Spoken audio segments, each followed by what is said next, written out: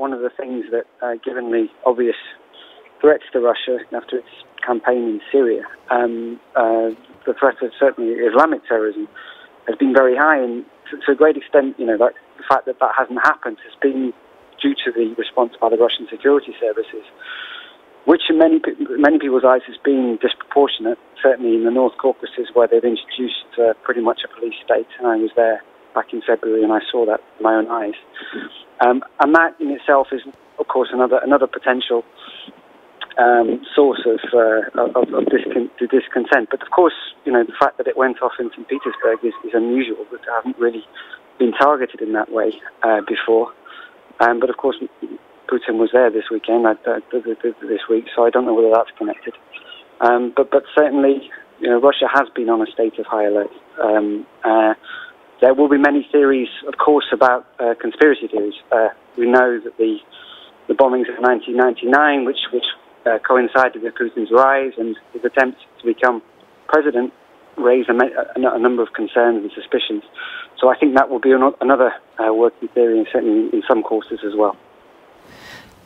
Oliver, this is, of course, now a security story, a story about those who've been killed and injured. But as you're indicating, it also becomes political very fast. Our editor from our BBC Russian service was saying this will give Vladimir Putin the opportunity, or he may feel it being the need, to crack down further. Well, I think that's definitely true. I mean, I wouldn't want to make too many assumptions at this point, but that we've been here before in history. We have the Reichstag fire, the Kirov murder. I suppose it's not a question about who actually did it, but the response, which is how it's going to be used now. Already after the protests of last week, the unexpected protests, pretty much single-handedly masterminded by Putin's main foe, Alexei Navalny, came completely unexpectedly. And the response, there would have been a crackdown in any case. This will give them all the more opportunity to do that. And certainly, the cynic amongst us might say that, this is something which might benefit the regime. I wouldn't want to make those assumptions, but certainly it will be one of the theories being bounded around. Oliver, I think it is worth reminding our viewers, telling them a little more about that, because the demonstrations against Mr. Putin's administration in support of greater freedom were the largest that have been seen for a long time. Yes, certainly since 2011. They were smaller than 2011, but what was significant about them is they came out of nowhere. And people, Russia, since that big clampdown which happened after 2011, when Putin was returned for the fifth time in 2012, people basically got used to a repressive regime. And these particular protests weren't even sanctioned. So in Russia, after a new law which came in Putin's second term, all protests have to be sanctioned, agreed by the authorities. These weren't agreed, and so people who were coming out to protest were putting themselves at risk of a 15-day administrative jail sentence. So the fact that so many came out is significant, and what was also significant was that they were single-handedly masterminded, as I said, by Navalny, who created this campaign directed against the Prime Minister, a sort of half comic, half serious campaign about the Prime Minister's alleged corruption.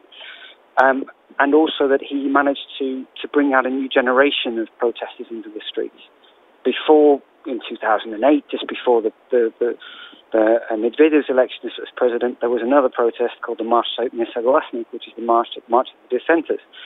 And that was generally very much focused on the anti-corruption activists, democratic activists, and the intelligentsia. 2011, that was more about the nascent middle class finding its feet and deciding it wanted freedom. This time, from what I see, there was a large proportion of young people, we were talking about teenagers and 20-year-olds, 20 at 20-odd, rather than the usual elderly, sort of 40-plus protest. And that was a new social model. And I'm sure that will have provided an awful lot of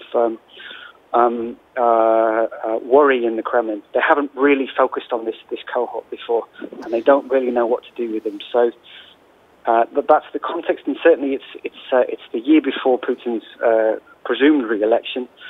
There was a lot of debate as to whether Alexei Navalny would be allowed to compete in those presidential elections. It now looks like he won't be able to. And Russia politics is returning, and things are becoming interesting once again after a very, very stagnant period in Russian politics.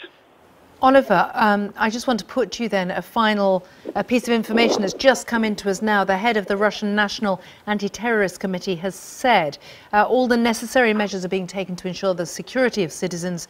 Will do everything to rule out possible repeated explosions and some other illegal actions. Now, that is a necessary security crackdown from the point of view of the Anti-Terror Committee. But there is then a question about a wider net against undesirable political activity, as far as you're explaining. Precisely. I mean, I would stress I wouldn't want to make assumptions. I wouldn't want to make direct connections. I think there is obviously the fertile field for Islamic terror, certainly given the crackdown in the North Caucasus and the Russian campaign in Syria, and the fact there hasn't been an attack thus far is presumably to the great credit of Russian security services, however brutal their methods might be. But clearly, in the language even of that statement, you see a certain wink at the fact that protests of the sort we saw last Saturday and this weekend won't be tolerated. They are security threats, etc., etc. And again, the cynic might want to speculate on that. I won't, but that's the situation we have in Russia at the moment.